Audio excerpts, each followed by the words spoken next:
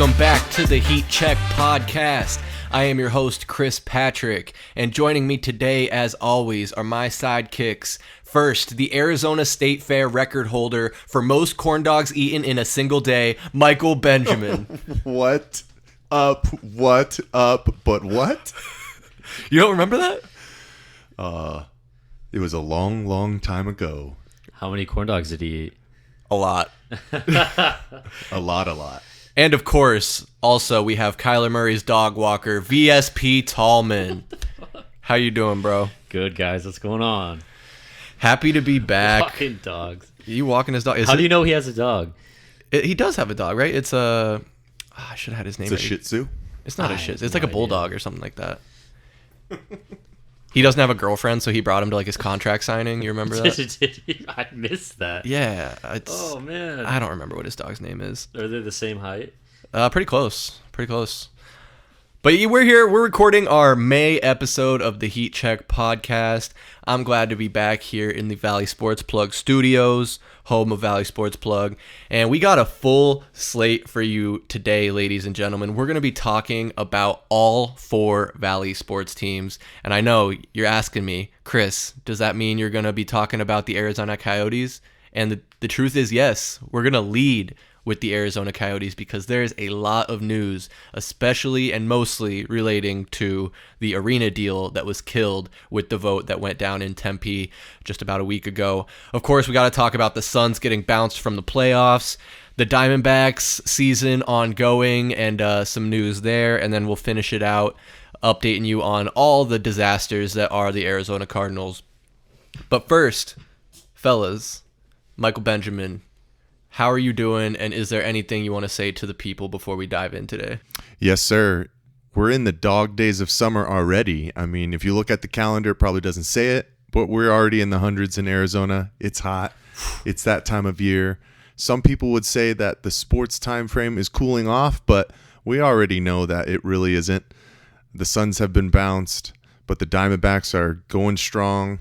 You know, about 2.5 months into the season right now. We're wondering what's going to happen with the Arizona Cardinals, and I'm really excited to get into this conversation about the Coyotes and the unfortunate vote in Tempe. But we had a busy couple of past weeks with the Suns and doing those recaps. So if you guys haven't taken a listen, go ahead and go back to our YouTube page, check that out. We're going to be hitting you with bi-weekly Diamondbacks recaps. We also just did Pass the Outlet, where we dove a little bit into the conference finals, the finish for the Suns, the coaching search, and all that good stuff. So things are going, man. Things are going. And we're just going to keep it rolling, man. We got a lot of content. Like Mike said, some of these sports teams are winding down. I think the D-backs are the only team left still playing games right now, but plenty to talk about. Tallman, is there anything that you would like to say? Yeah. Let's go off of what Mike said with the Heat. You know what that means? It means it's golf season, baby. $100 rounds, a thing of the past, okay? We're going to go out there, sweat our ass off, 115 degree weather, drink some beers. It's going to be fun. Also, PGA Championships going on right now. Let's give a shout out to a live golfer. Brooks Koepka has the lead after 3 going into Sunday. So, oh man, yeah, right. And Kyler Murray's dog's name is Swoosh, by the way. Swish, okay. Swoosh. Oh, okay. And I think it's a bulldog. I got that part right at least. Yeah. So, and you've been walking him? He's been walking me, man. Yeah, we've awesome. had some quality time together. That's great, man. That's great. So let's go ahead and just dive into this since we got a nice, healthy slate here. Like we mentioned there at the top, the Coyotes arena deal and entertainment district proposal for Tempe, it was voted down. About 56 to 57% of voters voted no on the 3 propositions that would have started the process in building a $2.1 billion entertainment district just west of Tempe Town Lake. And kind of a bummer, I think, for a lot of people. And I kind of want to deep dive into why we think, that happened, some of the reasons behind it, and kind of what's next for the Coyotes in potentially staying in Arizona. So, Tallman, what's your initial reaction to that proposal getting shot down? First thing I thought, first it was extremely it was a sad day for Arizona sports, and I feel for anyone that's, a diehard Coyotes fan. My first thought was, wow, we're about to be a 3-sport town. I mean, I don't know how much more you can put up with if you're the Coyotes. It's like, I mean, obviously it's not working out. You get booted out of Glendale Arena, you get shot down on this when they wanted to build an awesome addition to Tempe on a landfill. Come on, it's an area full of trash. I mean, I don't understand it. I know that's might be a little dramatic saying we might be looking at being a 3-sport town, but I mean, I don't know. I mean, if it's starting to get to the point where they might be seeing the writing on the wall where maybe this isn't home. That would be so disappointing. And I'm with you. Like, that thought definitely crossed my mind, especially right after the news broke that that deal was shot down. You saw a lot of cities and different advocates for other cities kind of trying to coerce the NHL and the Coyotes to move there. I mean, you saw the governor of Connecticut saying that he would love the Coyotes to move to Hartford. Patrick Mahomes tweeted that KC Coyotes has a nice ring to it. You're also hearing rumors of Houston and I think some other cities sprinkled in there. Atlanta, there you go. Mike, what would you think if the Coyotes were to leave Arizona? That'd be kind of a disservice to the Valley, right? At this point, for their vested interest in being here for, almost 3 decades, 2026 would mark 30 years for the Coyotes being here in Arizona. That's a tough pill to swallow, unfortunately. I think the true unfortunate matter, though, is that this team has been very unsuccessful for a long time. I mean, the last time that they made the playoffs technically was 2020. They lost to the Colorado Avalanche in 5 games. But before then, they made the Western Conference Finals in 2012. So, you're starting to talk about long stretches of ineptability and just stinking. Like, there's no other better term to really state about this team. It would suck, man. I mean, the Valley and Arizona as a whole is a big enough metropolitan area to house 4 major sports. And I got to echo some of Tallman's sentiments. I think, unfortunately, this might be one of the last nails in the coffin. I know that, the Coyotes have come out and they want to stay. Like, Gary Bettman, the NHL commissioner who started in 1993, this was kind of his baby, bringing Arizona in, within his first couple of years. And it just has not been successful. We saw their time frame at America West Arena was kind of short-lived. They get kicked out. They literally get evicted from Glendale. And now we're playing in a 5,000-seat arena with Mullet Arena, which is super cool. It's something that not a lot of people have, but there's no sustainability in that. And with these plans getting stricken down, you're adding multiple years to try and figure out where this team is really going to have a home. And is the NHL willing to bite that and wait out more years trying to figure this out when there's other options on the table at this point? And I think that's my biggest concern is how long is the NHL going to allow them to play in a 5,000-seat arena? It has been a pretty neat experiment, and I've heard it's a very intimate venue. I haven't had the pleasure of getting to go down and see a game at Mullet Arena, but I've heard a lot of good things about it. That being said, the tickets are pretty pricey. Yeah, you can't touch one for under 100. Right, in most cases, especially if you want to see a team that's halfway decent. And you're right, Mike, there are a lot of questions about hockey in the desert and the Coyotes having been here for almost 30 years now and not really seeing much success. I know we've said in the past, and the running joke is that the Coyotes are kind of the retirement destination for a lot of older players because they can play a lot of golf, they can take it easy, and there's not really any pressure to win because we aren't one of those notable hockey towns. I mean, again, hockey in the desert, it just doesn't sound right. With that being said, though, I think all 4 teams that are still left in the chase for the Stanley Cup are all in the South or Southeast, which, I mean, when I think of Florida, I don't think of hockey. So also, and then if you're talking about moving to Houston, that's still a desert, I believe, for all intents and purposes. That aside, though, I want to dive into a little bit maybe high level of why we think this deal might have been voted down. I mean, like we said, $2.1 billion entertainment district, 1.9 of that was private funding. So just a little bit on the taxpayers from what I understand. And I saw personally, I got a couple text messages campaigning against the building. They were asking me to vote no. Of course, I'm not a Tempe resident, full disclosure, so I wasn't able to vote in that. And neither of you live in Tempe either. So we didn't have any say in this. But Tallman, have you heard or can you speculate on why you think this vote failed? Well, there's some rumblings going out about how the distribution of some of the information around exactly what they're planning, it was poor. Like they did a poor job of distributing the facts of what was going into it.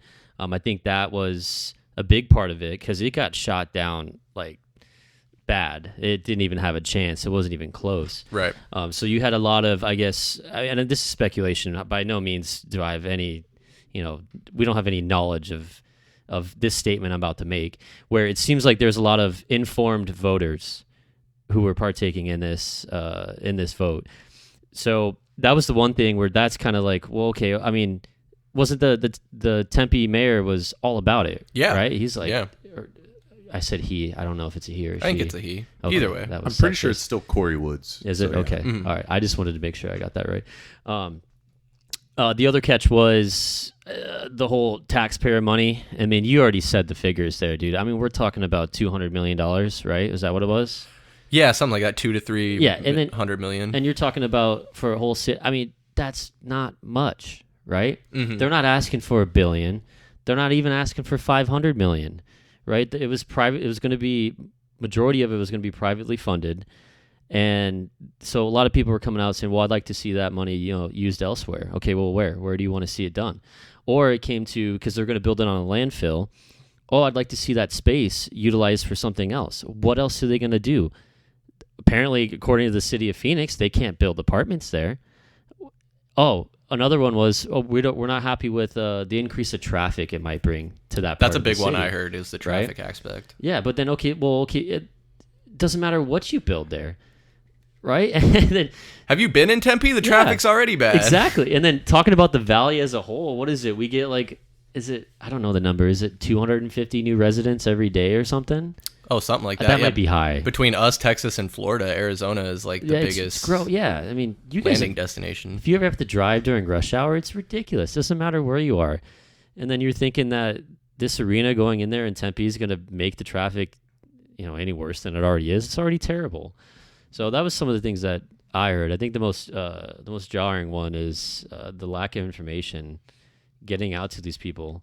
Where I mean, it's a win-win for everybody, Yeah, and I agree with that. I mean, aside from individuals on like Twitter and Facebook who were in favor of it and voicing their support, I didn't see a lot of, like you said, like information going out to explain why it would be a good thing.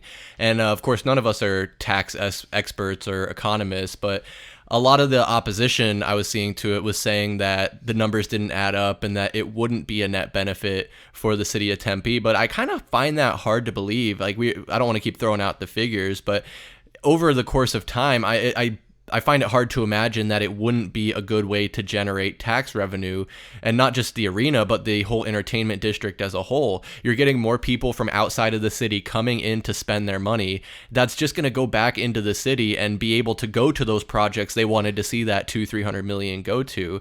I mean, Mike, would you agree with that? 100%.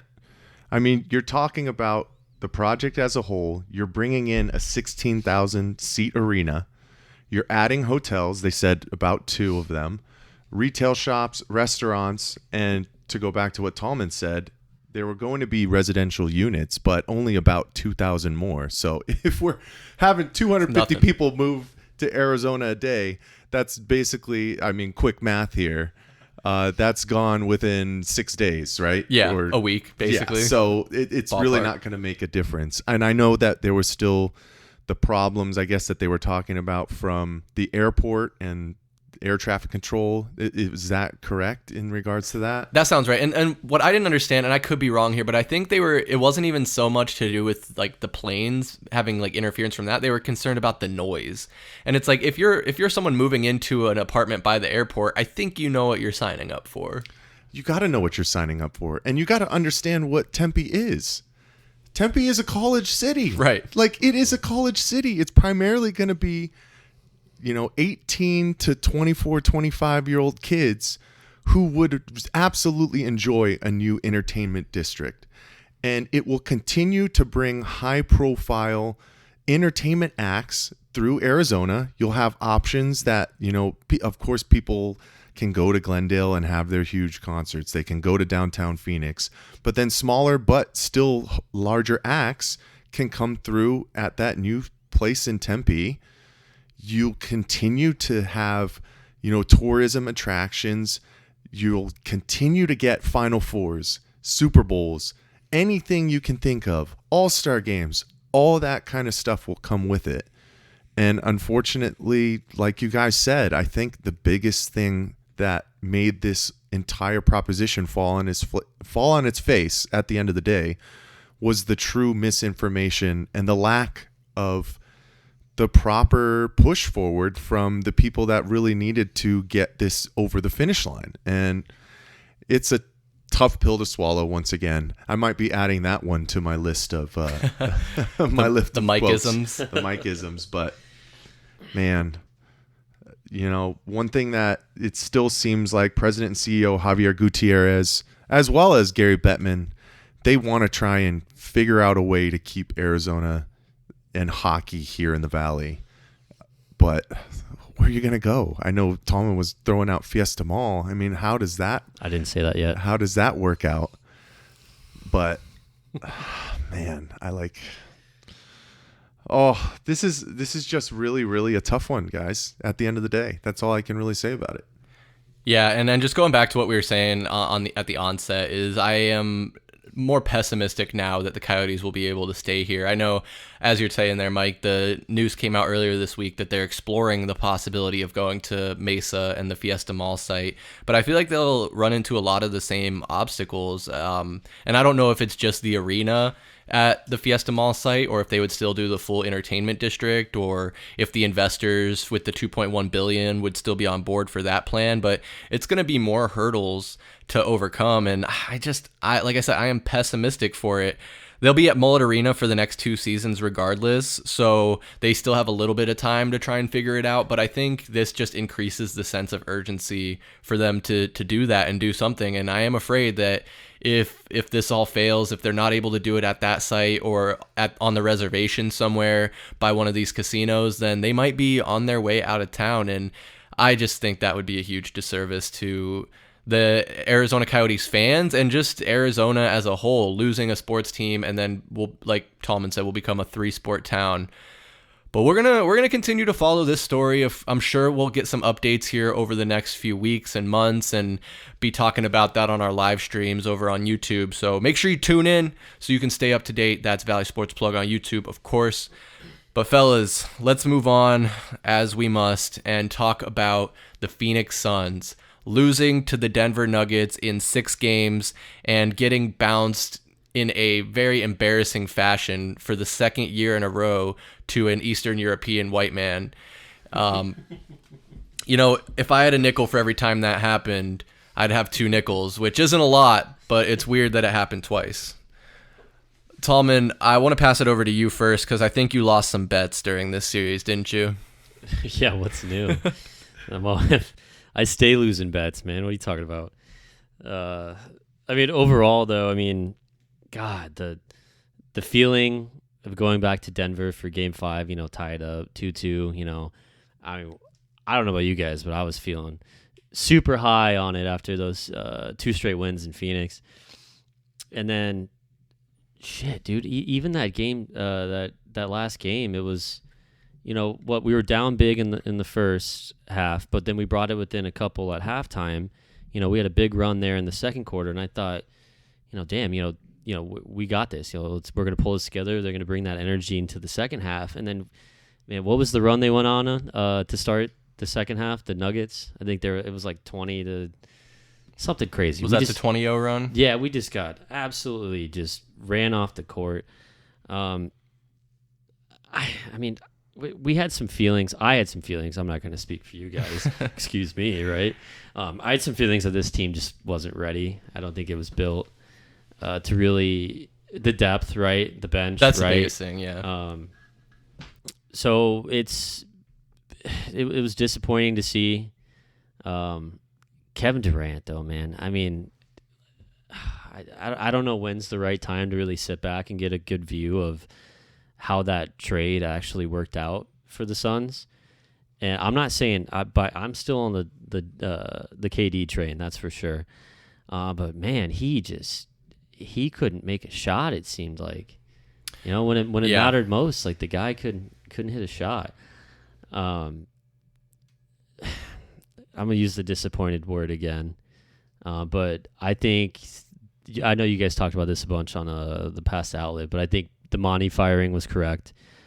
One of the big things was he's going to sit up there after 2 years in a row after really embarrassing elimination games from the playoffs and say that his guys weren't ready to play. He didn't have his guys ready to play. Okay, well then maybe he's the problem. So a change is needed there for sure. I didn't listen to the past outlet recently, so I don't know if that was your guys' take on that. I apologize. But I thought that was good, and they didn't waste any time. I think he got booted out, 2 days after we were eliminated.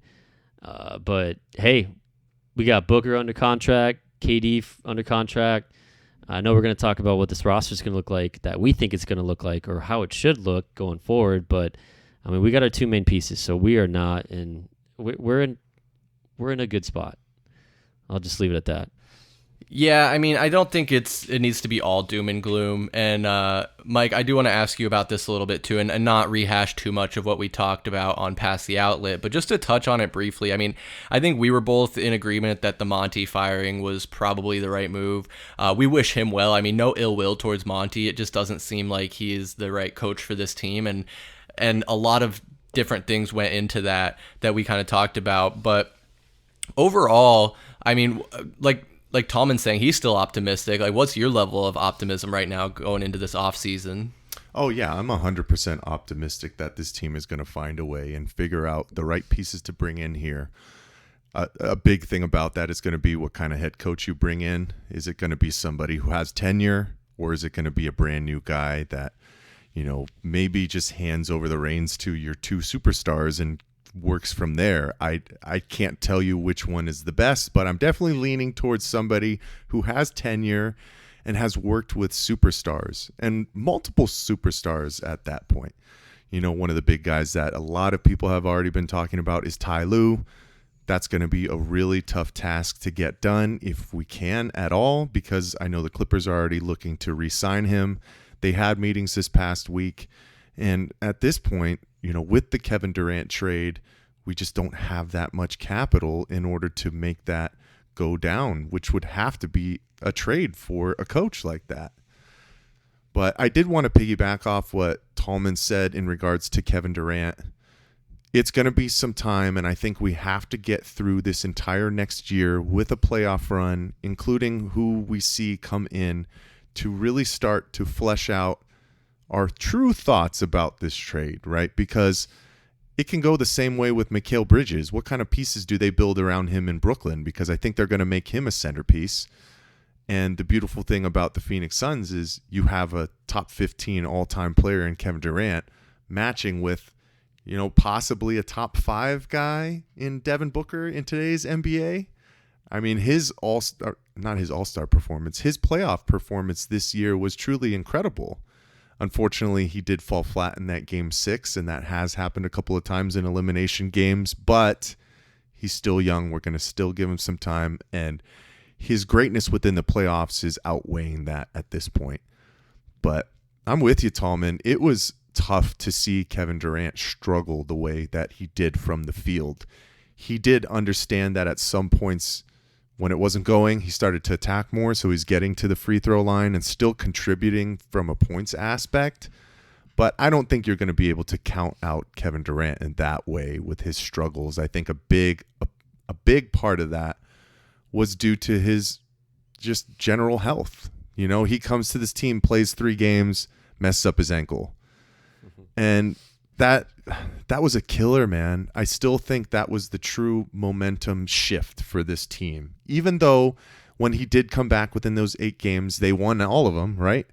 It's still just not enough time to get true cohesiveness with this unit going into the playoffs and eventually having to match up with the number 1 overall seed in the Denver Nuggets, who looks like they're going to have pretty much their way with this Los Angeles Lakers team at the end of the day. So got to give it some more time. I know that's the easy cop-out to say, but there just is not enough basketball that's been played to truly make a case or a decision on the trade that's happened for the Phoenix Suns.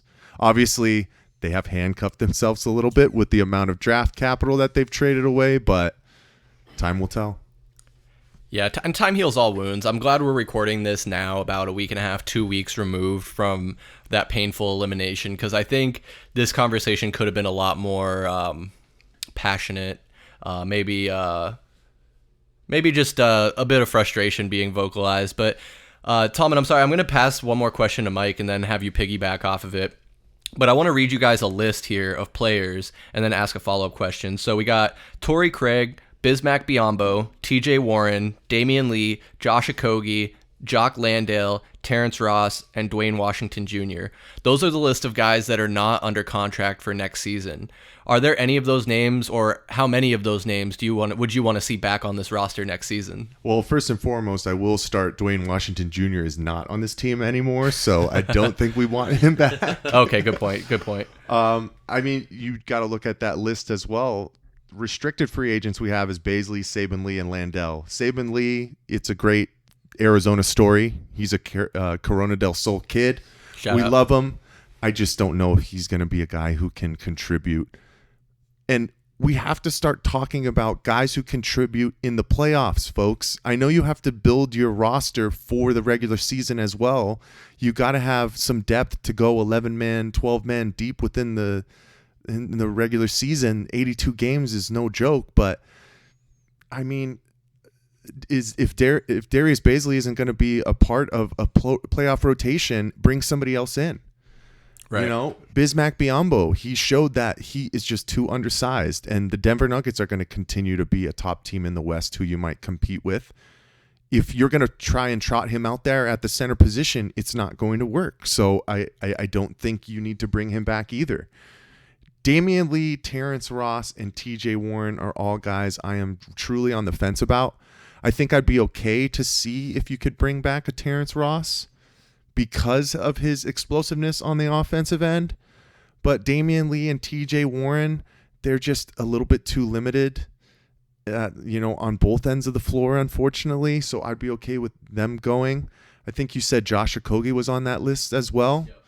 I'd be okay as long as he's one of those pieces for the regular season. Like, he can't be a guy that you are having in the starting lineup for a playoff rotation, unfortunately. I agree. And then the last guy, Jock Landale, I think we talked a little bit about it, maybe off podcast, Chris, but I'm 100% okay bringing back Jock Landale. He really gave himself some good graces by his energy that he brought within those last 2 games and in that Denver Nuggets series where he basically played himself in the rotation after game 3.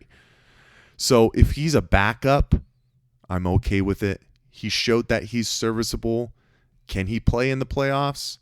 He might be able to, but right. Maybe 10 to 12-minute stints, right? He's not a guy that I'm going to need to absolutely play 20 minutes in the playoffs to really make a difference. He's going to be able to spell whoever we have at center at the end of the day. Yeah. And I know we're going to get into that in a little bit.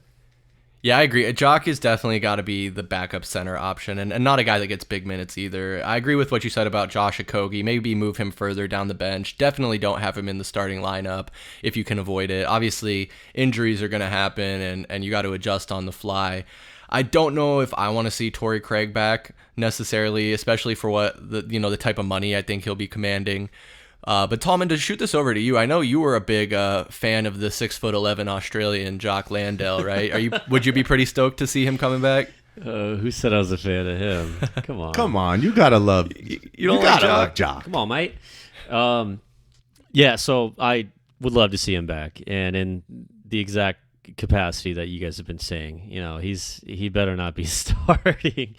But other people from the list, I'm going Landale. You got to bring Josh back, and then you got to keep TJ just for, just the upside on it, man. You got to keep him. You got to run him through an off season and give him a regular season to try to figure out his stroke and his place on the team. And then to Terrence Ross too, because this team just needs shooters, man. We need people that can score the bucket. Or score the bucket? That's not a saying. Close enough. People that can score a bucket. A bucket. There you go. People that can, take pressure off of the two superstars. We can't just rely on, hero ball coming from Devin Booker and Kevin Durant. So we need people that can score, people that can hit open shots, because I think that's where we lacked a lot during the playoffs was, we're missing all these open shots because, your two superstars are drawing so much attention. But man, we got to figure out something with Ayton, something with Paul. Maybe we need a new point guard. We need a new center. Yeah. And I know that's a lot to chew right there. Yeah, and that's a great topic to piggyback off of and roll into is we have Chris Paul under contract for the next 2 seasons, making $30.8 million in each season. And also, I just have to mention, since I'm looking at it, we also, unfortunately, have Landry Shamet under contract for the next 3 years, making 10, 11, and then almost $12 million in his final year of his contract. If that's a guy we could unload and get rid of, I would not be sad to see him go. But not to derail my point and what I want to talk about here, which is Chris Paul's future, of course, but also DeAndre Ayton's future. The firing of Monty Williams kind of tells me that they don't necessarily put as much blame on DeAndre Ayton as I think a lot of fans did. It was very, very disappointing to see those two guys miss Game 6. Of course, Chris Paul had been out, I think all but the first game against Denver, or Game 2 is when he went out, excuse me. And I'm on the fence because obviously I don't know the depth of their injuries, so I hesitate to say what I'm about to say, but when it comes to the playoffs and it comes to elimination games, am I wrong in thinking that you have to have some toughness and maybe play through a little bit of being banged up? And I know, Ayton had a rib contusion, Chris Paul had a groin, so it's that fine line of toughing it out versus being a detriment to your team. I get that, but it just really bummed me out seeing those guys on the bench, and I had very little hope going into that game, but I didn't expect to get blown out.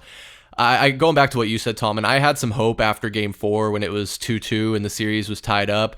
But we needed to win Game 5. That is the fact of the matter. And we came out and were kind of competitive in the first half, and then not at all in the second half. And I think at that point we were all kind of looking at each other like, yeah, I think this is over.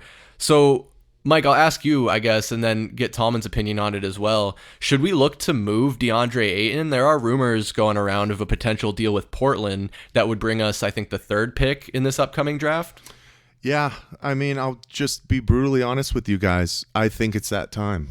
And I really want to know what your thoughts are about this as well. So, make sure that you touch on DeAndre Ayton before we finish this Suns segment. But in the playoffs, he averaged 13.4 points, 9.7 rebounds. He made 6 field goals a game, averaged less than a block. Does that sound like number 1 pick material?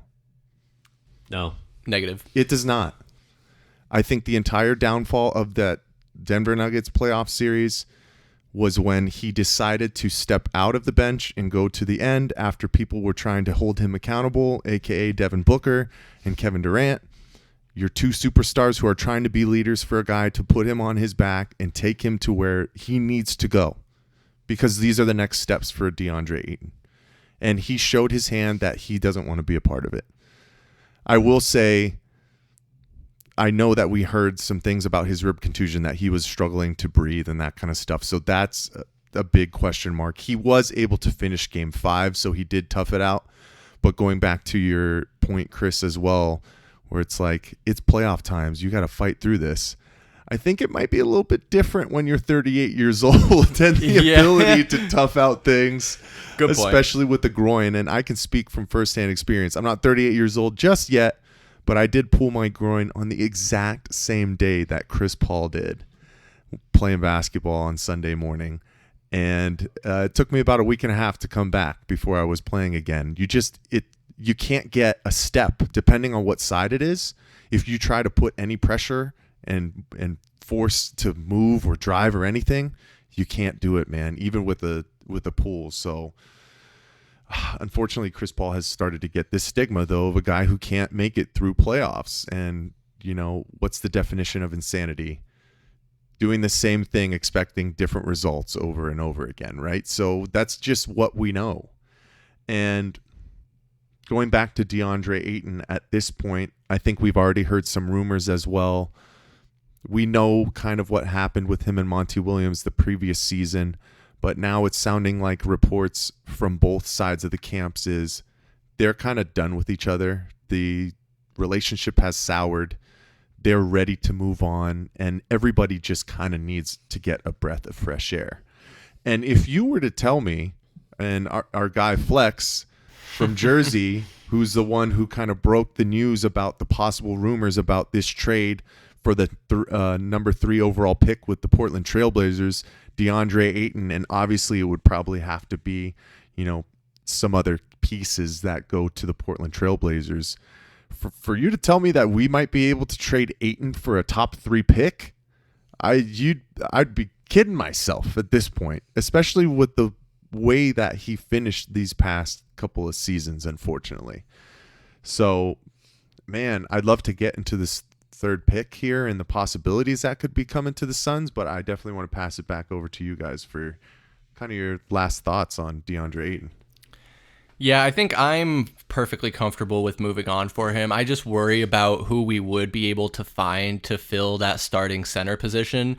But honestly, as we've discussed on and off the podcast, we really only need a center who can get rebounds and play defense. We don't need a center to score 20 plus points a night when you have Devin Booker and Kevin Durant being able to shoulder the most of that burden.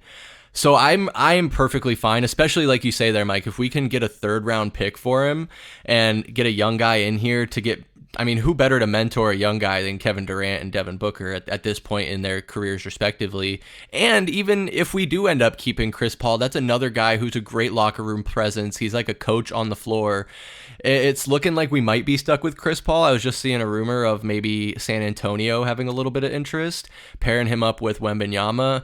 And honestly, I'm getting off track here, but I would honestly be okay if we can get rid of Chris Paul's contract, because by the end of his contract, he's going to be 40 years old. And I don't think his injury issues are going to subside in the next 2 years as he just gets older. And it's no fault of his own. He's had a long career where he's played a lot of minutes, and that wear and tear can catch up to you. And I know he's got to be, he's a hooper. He's frustrated that he couldn't be out there. But what you're saying about the groin injury, it sounds like he couldn't go. And like I was saying, he would have been a detriment to his team. So, Tallman, 2 out of 3 so far want to see Ayton go. Would you agree with that? Yeah, I think it's time. I mean, like you guys were saying, it's his teammates trying to get the best out of him. It's just not there. He just doesn't have the fight. It seems like, I don't know. It seems like he doesn't want to be here in a sense. I know there was kind of that rift with him and Monty, where Monty's gone, right? And by no means are we saying he's a bad basketball player. That dude can play ball, right? We know that. But it's just where's the passion? Where's the fight? Where's the toughness? It's just it's almost like he doesn't have any of those things, right? But I think the best thing for his career will probably be a change of scenery, right? At the same time, you guys, like you said, Chris, we don't need a max center. We don't need to pay our center $34 million a year. A team that's still playing right now in the playoffs, the Celtics, they have Al Horford and is it Robert Williams? I think they start both of them, but they're both centers, right? And those guys collectively make less than Ayton makes a year. And that's probably something that the Suns need to look at. We just need that tandem center role where we don't need that guy that can score 20, 25 a game, right? We need someone to play defense, block shots, and get boards. That's about it. But then another thing that comes back to it, Ayton is a good player, right? Well, what if it turns out to be a Mikal Bridges experiment? What if he goes off and he averages 25 and 15 a game? what if he turns out to be an all-star and be great? Was it, we're going to use the Cliff Kingsbury term, was he the player development? Was the coaching staff not getting the best? Were they not using him right? And then Ayton, I think, suffered the most from losing Chris Paul because Chris Paul got him involved. Ayton's not a guy that gets involved in the game himself. The game has to come to him. Someone has to put the ball in his hand for him to score. So he heard a lot from that, but what if he goes off and becomes a good player? I mean, what do you think? I mean, that would just be Arizona sports at its yes, finest, it would. right? At the end of the day. I mean, I feel like we've seen that with plenty of guys from the Arizona Cardinals specifically who have gone on to have, just Pro Bowl caliber seasons and incredible careers after that. But it's crazy how just a year can really change a lot of things, right? I will put my hand up right over here. Last season when the contract was coming up, I was definitely one of those guys who said that you have to sign DeAndre Ayton to that max. And unfortunately, the Suns did kind of handcuff themselves because they let him go out to unrestricted free agency. So they had to match. You cannot let a number 1 overall pick walk for nothing. And you bring him back and you see if it can work. And I'll just be honest with you, Tallman. I wouldn't be surprised if DeAndre Ayton went to another team and averaged 23 and 12 a night and just had career numbers. But you know what else wouldn't surprise me? If whatever team he joins wins 25 games, ends up in the lottery, and is one of the worst teams in the NBA. Because unfortunately for DeAndre Ayton, we have the tape and we have the knowledge that he is a guy who wants it for himself and he doesn't want to fit within a team mold. I mean, when you bring in Kevin Durant, what do you expect? It's the Devin Booker and Kevin Durant show.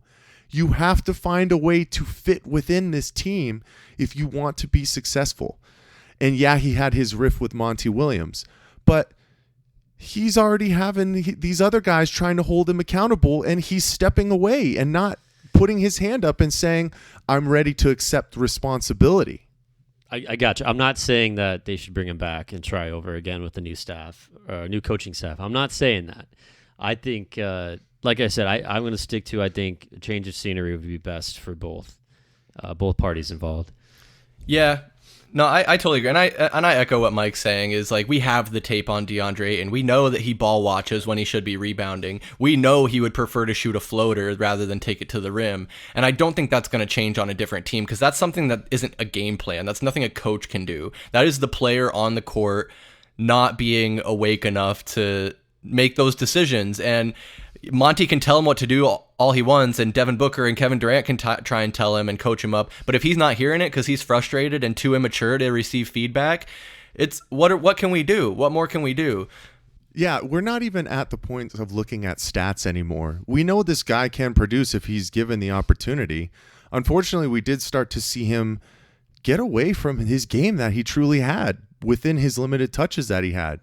There were plenty of times where we would see DeAndre Ayton, as soon as he gets the ball, it's one dribble, turn around, pull up, or it's one dribble, try and hook shot. Like, he got away from any of his game that he had at the University of Arizona in that one year. Obviously, you're talking about college competition. It's different. I get that. But he has gotten better within his game, and now all we're seeing is the riffs on the sideline, the lack of motor, the just general laziness, unfortunately, that continues to show itself way more than the productivity that we were getting from DeAndre Ayton at the end of the day. I mean, fellas, you can't be having the dude get benched for Jock Landale in game 3 of a playoff series where it is of the utmost importance to win that game to have any semblance of a chance to try and win a series. I know you have off nights, but there should never have been an option that DeAndre Ayton should not be the guy on the floor in the last 6 minutes of a game, ever. Especially when you're getting paid $35+ fucking million a year. So that's the kicker. I will die on my hill. I was one of those DeAndre Ayton stans who was out here just really hoping and praying that this kid could kick it into the next level. And for his sake and for the future of his NBA career, I hope he does. But at this point, it's time to move on. Yeah, and I think I want to wrap this up here, but I think just to free up that money, that $30 million a year that we're paying DeAndre Ayton, if we can get, like I said, a center that can rebound and play defense for 10 million, maybe even 15 million, that still clears up a lot of opportunity for us to be able to fill out that bench a little more with guys that we can trust to come in and knock down shots. But alas, we have to move on. I could sit here and talk about DeAndre Ayton and the Phoenix Suns all night and until the cows come home and the next season starts. But there will be plenty of time for that on down the line. So let's go ahead and move on to our next topic here, which is the Arizona Diamondbacks. They are having just an incredible season here into May. Right now, they're in second place in the NL West, 26-20 on the season, just 2.5 games back from the Dodgers. And if the playoffs started today, they would be in the wild card game. So exceeding expectations for sure. I remember talking about, let's just hope they go 500. And right now, they're living up to that. I'm very, very excited about this young roster. I just really fucking hope we get some pitching help here by the trade deadline. I mean, I don't know about you, Tallman, but whether it's this revolving door in the rotation, not really having a set group of guys that are going every fifth day. Of course, Zach Gallen's been a stud, but just threw a turd the other day, didn't even finish 4 innings. Hit a bird, killed a bird. Hopefully that's not a bad omen. Killed a bird. He did, right? What was it? He wasn't even playing. It wasn't even in a game. He was just warming up. He's just warming up on the side in Oakland or something like that, and throws a curveball of all pitches. It was a curveball, yeah. And decapitates a bird. But we're not here to talk about bird deaths or anything like that. But yeah, in the month of May, Diamondbacks are 10 of 7, so cooling down a little bit, but still exceeding that 500 clip that we were hoping for. Tallman, I mean, here in May, obviously still a lot of baseball left to go. How optimistic are you that we'll be able to continue to ride this momentum into a potential playoff appearance? I'm feeling pretty good about it. I think the biggest question mark, which we knew it coming in, is going to be pitching in all aspects of this team. Starting pitching, the bullpen. We started off pretty good. We really, really need Zach Davies back because some of these younger guys just really aren't figuring it out. We saw the Dre Jameson experiment. I love the fact that this team has such a short leash with all these guys, all these young kids. I mean, we talk about Alec Thomas and Jake McCarty getting set down in AAA. It's just showing you that, hey, if you're not performing, you're out. So Jameson came up, shit a brick, got sent down. Brandon Pfaadt, thank God the kid finally figured it out. I think this was his third start. Sounds right. Fourth start? Fourth start, okay. There you go. He only had one slip up where he gave up and today we're talking about that game the second game against the Pirates out in Pittsburgh, where he gave up a triple, which should have probably been caught by the outfielder. It was tough play. But his bases loaded. I think it was Hayes on the Pirates hit a triple to right center, and it cleared the bases. So those are the only runs he gave up, but we still ended up getting the W, right? 4-3. Yep. But with Zach Allen, and you said, yeah, he laid an egg his last start.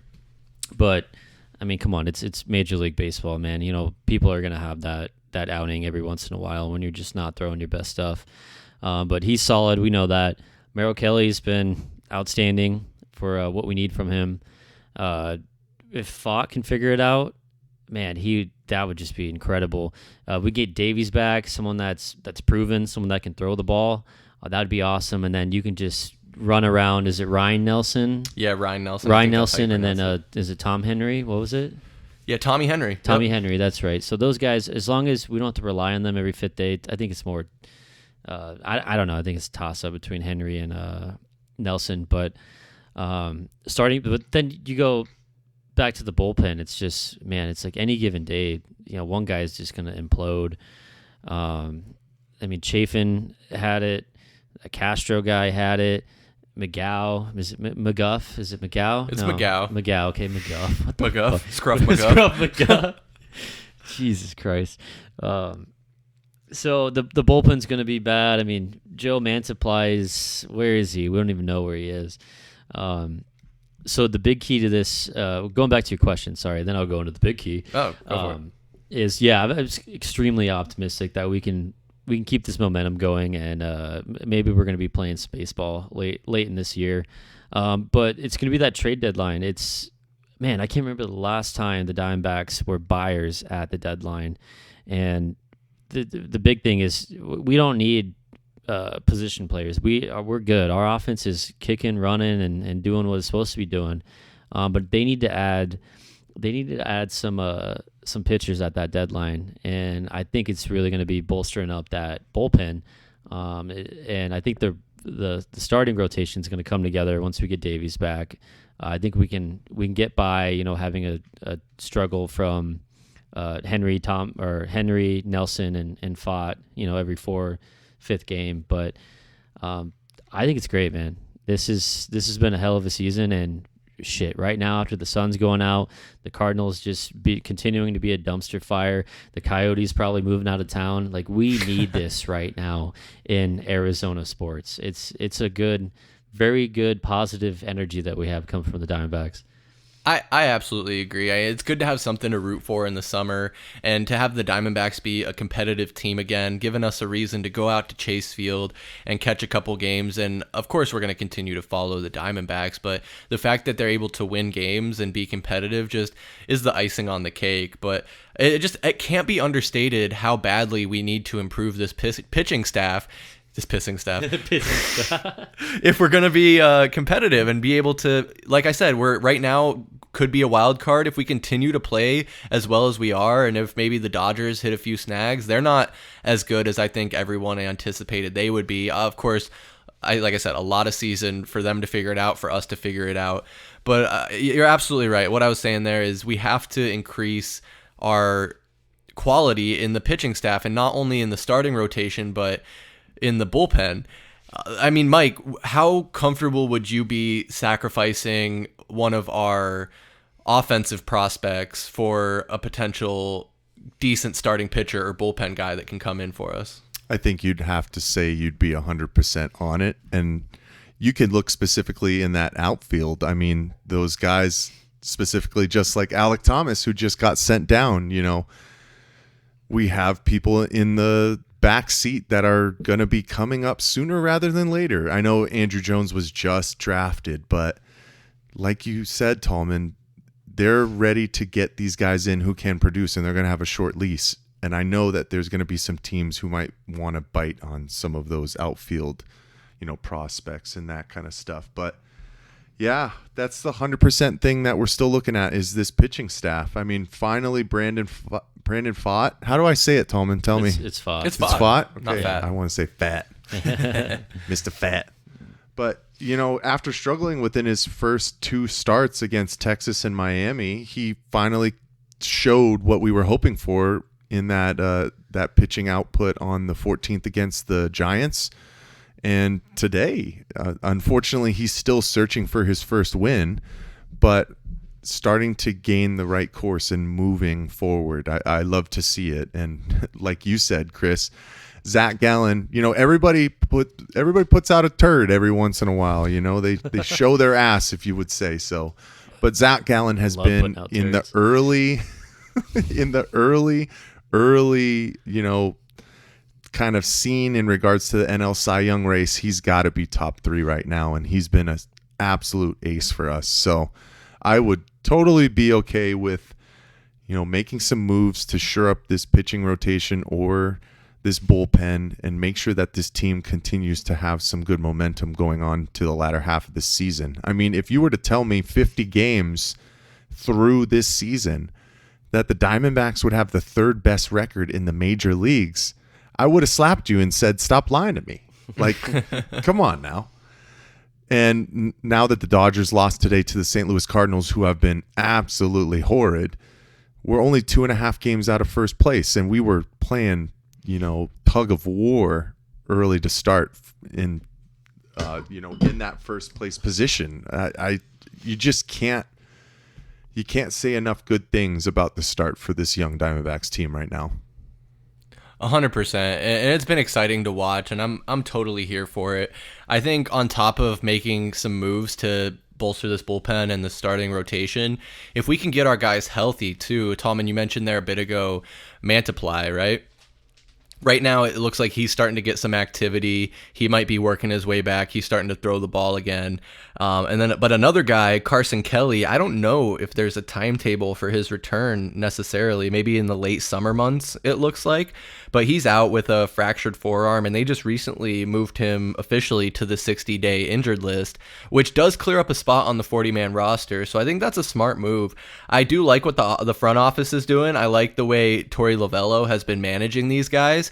I know he was a guy on the chopping block where, again, maybe you could say he was being scapegoated, but he does seem like the right guy for this job. And the fact that he's been here for long enough, he knows this team inside and out. And it is quite a bit of a different team now than it was when he first came in. Obviously, guys are going to come and go. But I love the flexibility of this team to be able to part ways with those guys that have been a long-running staple here. I mean, we saw David Peralta leave last season, and now it's weird seeing him in a Dodgers uniform, but it paves the way for these young guys to come up and make a name for themselves and get some opportunities. So I agree. When I asked you that question, Mike, I totally think that we have to be comfortable sacrificing some of our prospects in order to get to where we need to be and where we really have to be, because this is an exciting time, and I would just hate to see them squander the opportunity or waste it away. And again, like I'm saying, with the front office, and these guys being flexible and willing to part ways. I know we talked about it last month, but getting rid of Bumgarner was huge. I mean, with these moves, Tallman, how do you expect that the Diamondbacks will continue to play into the summer, and do you see this success so far being sustainable? Yeah, I mean, as a fan, of course, I think it's sustainable, right? No, like we've just been, saying already. I mean, the bats are there, the offense is there. It's pitching, man. It's really all it is. It's really been our downfall for, the recent years here. Has just been that motherfucking pitching, right? I mean, Gallen has been an absolute blessing to us, and if we can just piece together the right rotation, man, I think we are going to be battling the Dodgers for that top spot in the division. And then just seeing, again, it's the coaching staff, it's the front office, it's them showing, hey, we want to win now, and we believe. That's the key word right there. They're believing that they can win now, and having that short leash on some of these younger players, because I mean, dude, we still have some of the top prospects in baseball that are down in our system. And then, like we're saying, hey, can you give up some of that for someone that can contribute now to this season in your pitching staff? Absolutely, man, do it. I mean, yeah, we sent down some good guys. Alec Thomas is not someone to sleep on. Jake McCarthy is not someone to sleep on. Dre Jameson is not someone that is just going to go away and just, but those are good players. And then not even to mention Drew Jones. His name's Drew, right? Yeah. Andrew Jones. And then they have that Jordan Lawler kid, the shortstop. I mean, we have some great players just that we can actually trade off of and get, someone that can help us make this run here. It's sustainable. It absolutely is. Again, I mean, how many games do we have left, man? We're barely over a quarter of the way through the season, so we have a lot of games, right? And it goes back to the coaching staff, man. I mean, you're sitting there. I was watching a game the other day, and Torey Lovello, man, the fire that guy has, man. And he's been the manager for 7 years, and I was surprised when I saw that. I was like, damn, has it been that long? But he's going out there, man. He's protecting his young players. He's out there. He's arguing calls. He's out there arguing balls and strikes, and we know what happens when you argue balls and strikes. You get ejected. But he's not afraid. I mean, I think in the last couple seasons, him and some other guy or some other manager are tied for the most ejections in MLB. So I love the fire out of him, and he's a big player in this. Hey, we're gonna win now. If you're not producing, you're going away. And that they started showing that with the whole Madison Bumgarner thing. So I like the way this team is going right now. It's great stuff, and it's very good for the city. Couldn't agree more. And of course, we will continue to follow the Diamondbacks and get you a recap of their season every 2 weeks, much like we did with the Phoenix Suns throughout their season. So make sure you're heading over to our YouTube page, another shameless plug, Valley Sports plug, and we'll always keep you updated with when those are going up by you following us on Twitter and Facebook. Twitter is at AZ_VSP, also Instagram and TikTok. So make sure you're following us across all these platforms so you can stay up to date. And yeah, a whole lot of baseball left. I did note here that the trade deadline isn't until August 1st. So I think those deals start becoming more pressing closer to that time frame. So we still got a couple, 2-3 months before I think deals really start shaking out. Of course, we've seen a few deals coming here and there. We got a pitcher, I think Connor Pilkington was his name. We just bought him for $100,000 from the Guardians. But before we get off this Diamondbacks topic, Mike, is there anything else you wanted to say about the D-backs? No, if you live in the Phoenix metro area, go out and buy yourself a summer pass. It's only $99. And you can go to whichever game you want within those next 3 months. Home game, Yeah, June, July, and August. I don't think there's a better deal out there if you're a sports fan, and if you're a Valley sports fan and a baseball fan, make sure you go out and support this team.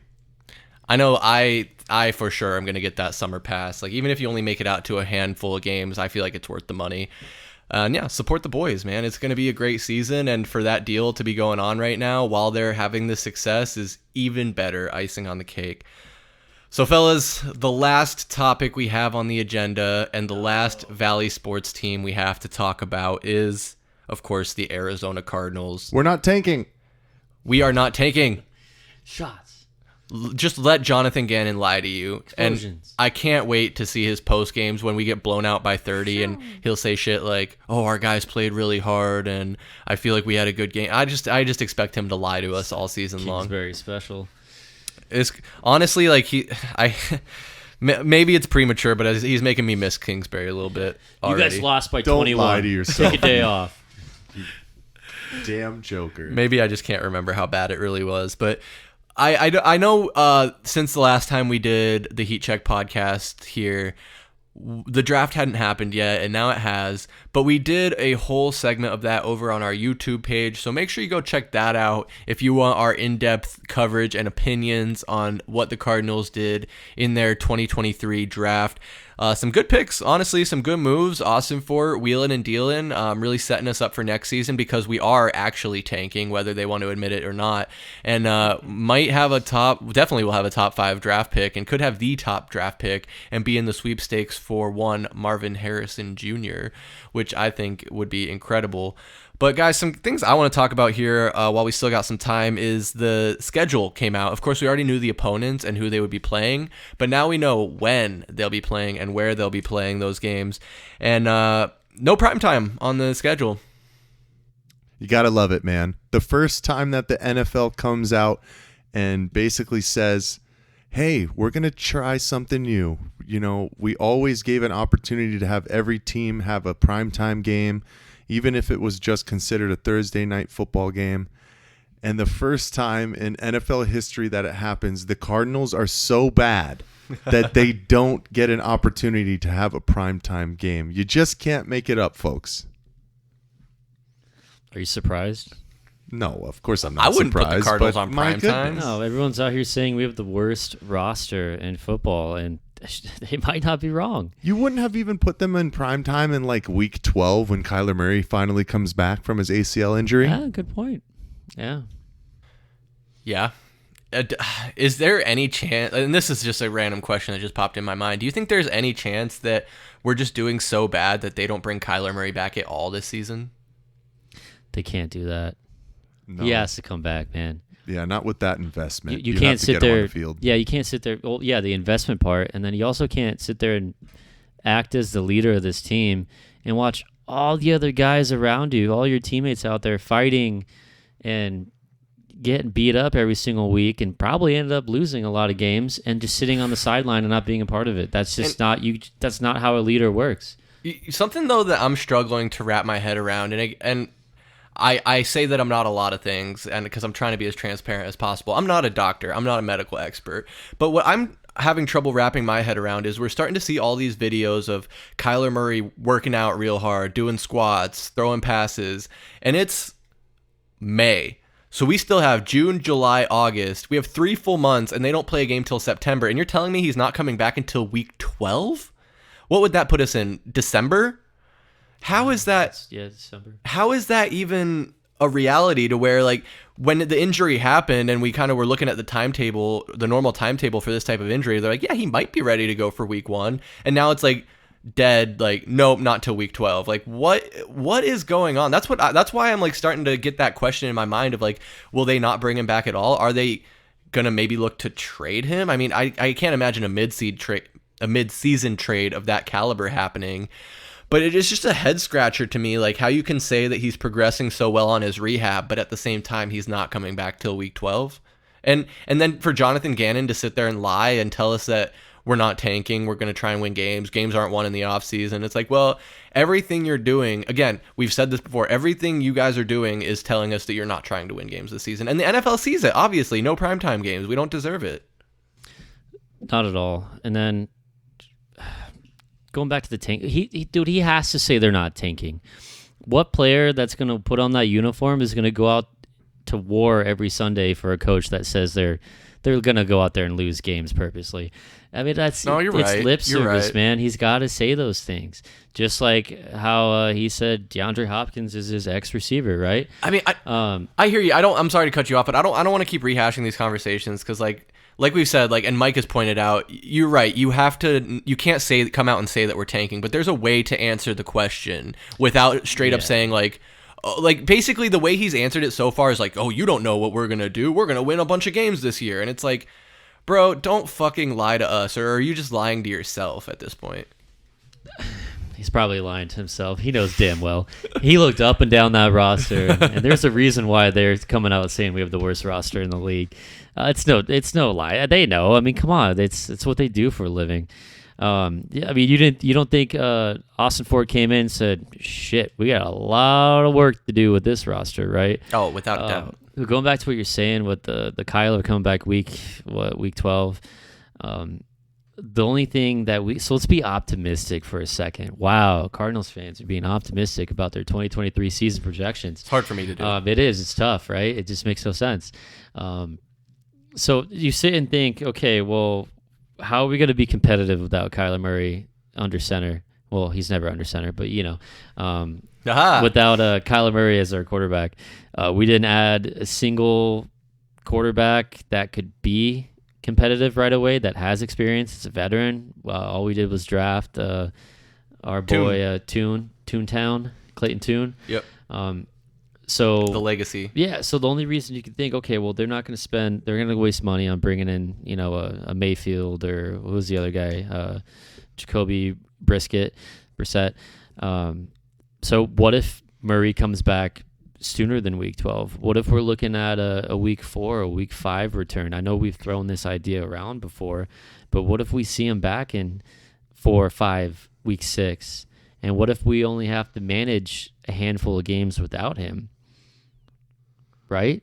Huh? I'd love that, man. Yeah. I mean, that'd be best case scenario. I mean, because at the end of the day, as much flack as I give Kyler, he's still the best quarterback on our roster and our best chance of winning a game. Because, of course, he can't see over the offensive line and he has to run around, but he has a decent arm and he can make plays with his feet. Now, will he be hesitant to do that coming off of this injury, and will he get a little gun shy to stroll out of the pocket and make that happen? I mean, I don't know, Mike. What are you thinking?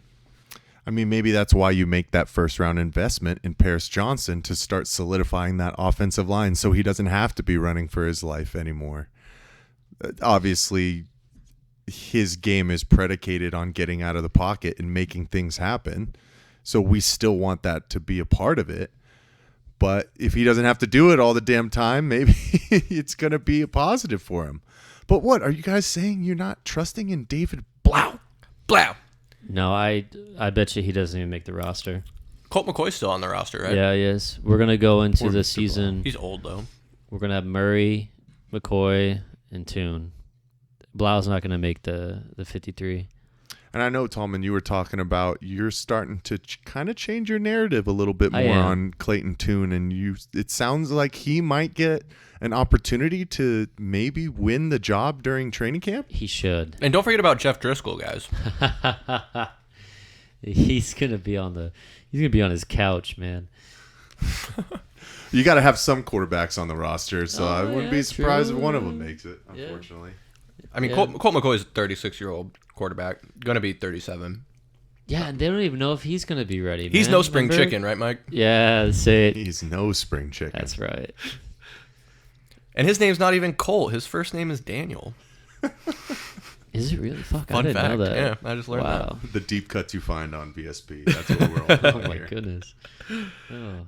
Yeah, I mean, I'd love to get Kyler Murray back sooner rather than later, obviously. He has shown that he can be a difference maker for this team.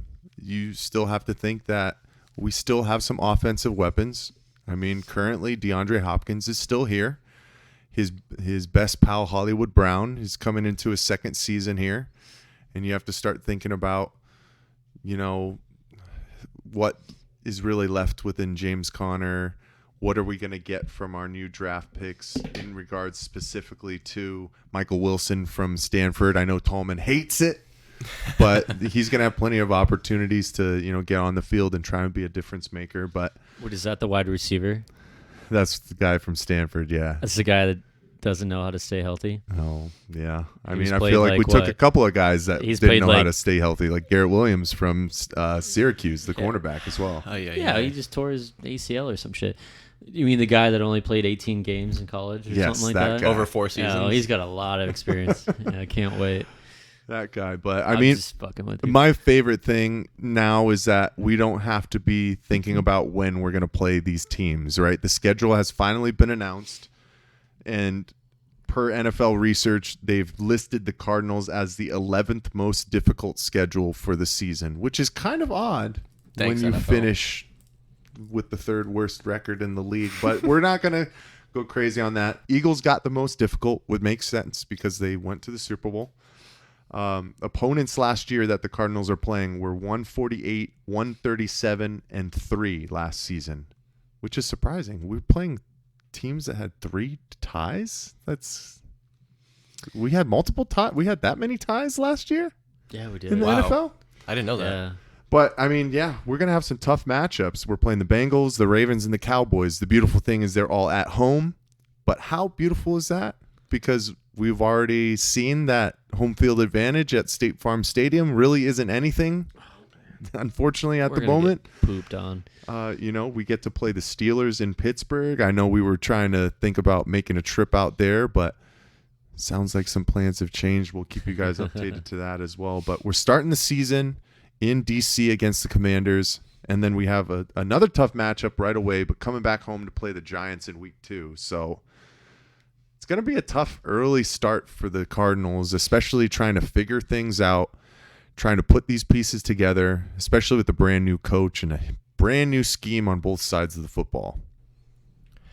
But surely it can't be all bad. I mean, the schedule came out, right? And so sports books have set odds for who they think is favored in these games. So Tallman, I think you were telling me, what are the sports books saying about the Cardinals' chances this season?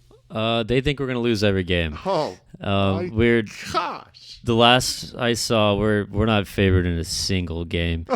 And then we even play Houston, which we own their first round pick next year. How is that possible? We even play Houston, and they're favored to beat us in that game, and that's later in the season, I believe. Correct me if I'm wrong. When we should have Kyler Murray back.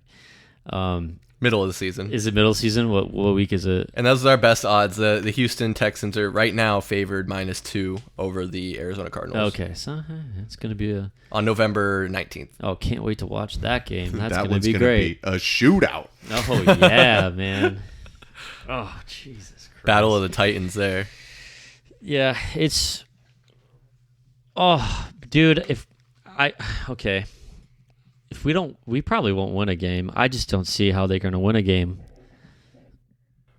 I don't either, honestly. That might be way too negative. And it's we're going to go 0-17? Is that what you're saying, Tallman? That's what Caesar Sportsbook thinks. I mean, I don't blame them for going against us every single time. No, I really don't. But like I was telling you guys before we launched here, I was watching a video where a guy was talking about, he went back like the last 5-10 years, something like that. And if you picked the favorite team to win in every game over the course of that season, you'd only win like 51% of your bets, 52% of your bets. So don't put too much stock in the sports books. Obviously, there's a lot that has to shake out between now and then, especially as we're talking about games into December. I mean, that's more than 6 months away from now. So it's really hard to say. But the last thing I want to really talk about, and we can kind of open it up after that if there's anything else you guys want to talk about, but looks like DeAndre Hopkins is here to stay for now. He's here right now. Yes, he is. He's the Arizona Cardinal. He's going to go before the season starts. I bet you, I'll make a guess. He gets traded right before training camp. There's going to be a team that comes in, and they're going to give us a second round pick, and he's going to go. And then that just adds to the incredible amount of draft capital that we have for 2024. We have 2 first-round picks, a second-round pick, 3 third-round picks, 2 fourths, 2 fifths, and a 7th, right? So we have 11 picks, which might be more than 11 if we get rid of Hopkins, which is going to happen. And then even if we go into the season with Hopkins, that's fine.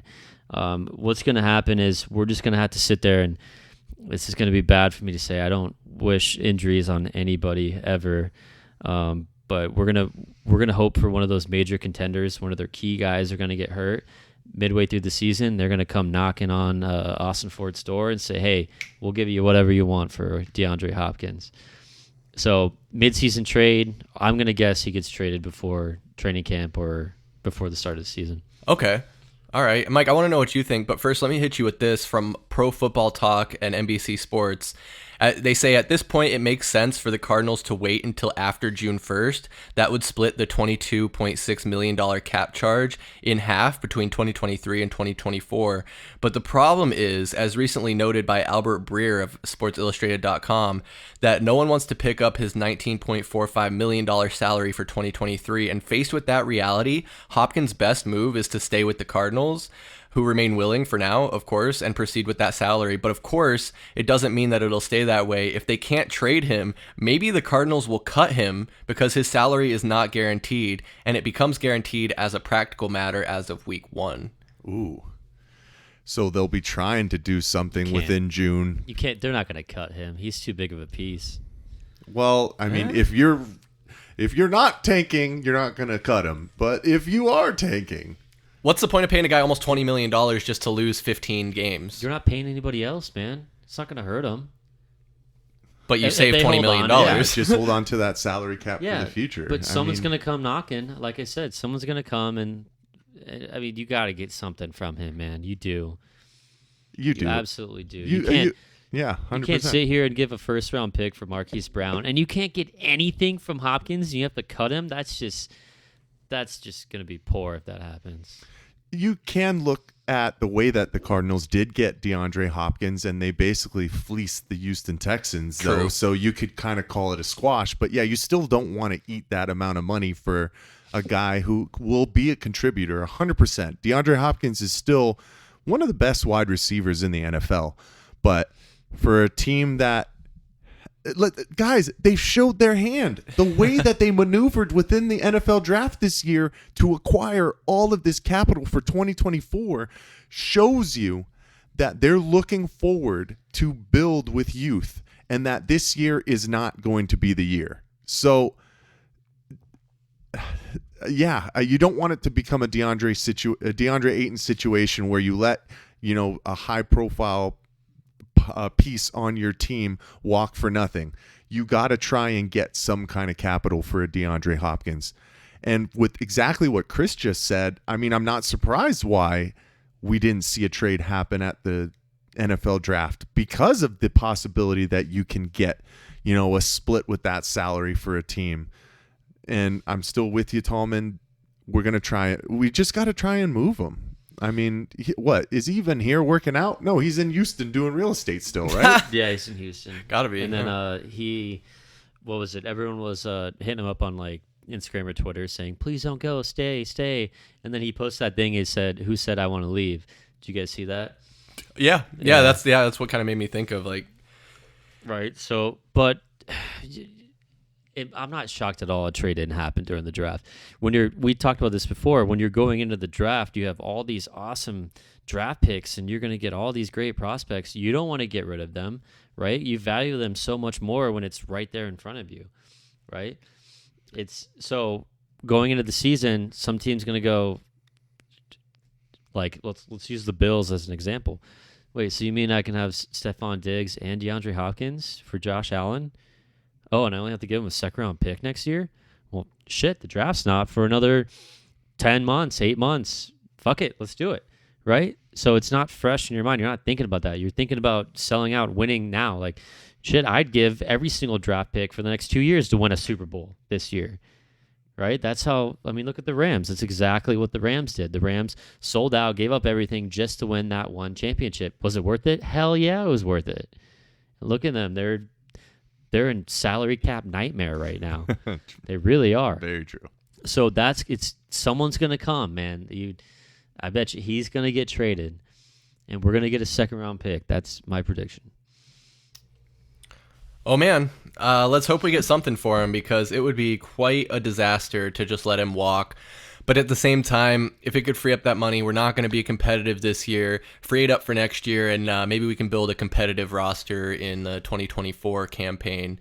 We'll just have to see. But fellas, this has been a hell of an episode. I think the first time ever we've seriously covered all 4 Arizona sports teams, and really excited to see what happens with this Coyotes deal, how the Suns navigate the offseason, how the Diamondbacks continue to perform heading to the summer months, and of course the Arizona Cardinals gearing up for their upcoming season. But I'll pass it over to you, Tallman, first for any of your last thoughts on the Valley and the sports teams. Yeah. Wow. All this is wow. Thank God for the Diamondbacks. I have nothing good to say about anything else, but it's been fun, guys. The smoked snack sticks have been a really nice touch. And when the fuck are we going to play golf? That's all I'm really worried about right now. It's going to happen. It's going to be soon. We'll get some cold ones. We'll maybe post some pictures out on the green for Valley Sports Plug, where I'm shooting over 100 and I'll be shooting over 100 with Tallman's shanking all of his drives. Maybe we'll get slicing. Excuse me, my apologies. But Mike, I want to pass it over to you to share your final thoughts on anything that's on your mind right now. Yeah, first and foremost, the main thing on my mind is I'm not disappointed with the way that the Suns went out. They lost to the better team at the end of the day. And we just have some things to retool and come back next year. Devin Booker is really just hitting his stride, coming into his prime. You have to be excited if you're a Phoenix Suns fan, because players want to come here and they want to play with this franchise now. And it's something that we haven't seen for a couple of decades. But excited to see the Diamondbacks keep rolling. We'll figure out what's going on with Tempe and the Coyotes, and the Cardinals. Will always keep tabs on what's going on with them. We know it's going to be a tough season, but we're still going to have a hell of a time watching them and doing those recaps and oh man, just not looking forward to that. Breaking down probably the nonsense that we're going to see. But I really appreciate y'all, and thanks for having me back out once again. Absolutely. I appreciate you guys coming to the Valley Sports Plug Studios, laying this down. This was our 17th episode of the Heat Check podcast. Of course, this isn't all we do. If you've made it this far in the podcast, you probably know. But we got live streams, we got recaps, all available on Valley Sports Plug's YouTube page. Also, you can follow us on Instagram, Twitter, and TikTok at AZ_VSP, and Facebook, Valley Sports Plug. You search us in the Google machine and you will find us. But for Michael Benjamin and VSP Tallman, I am Chris Patrick, and we will see you in June. Peace.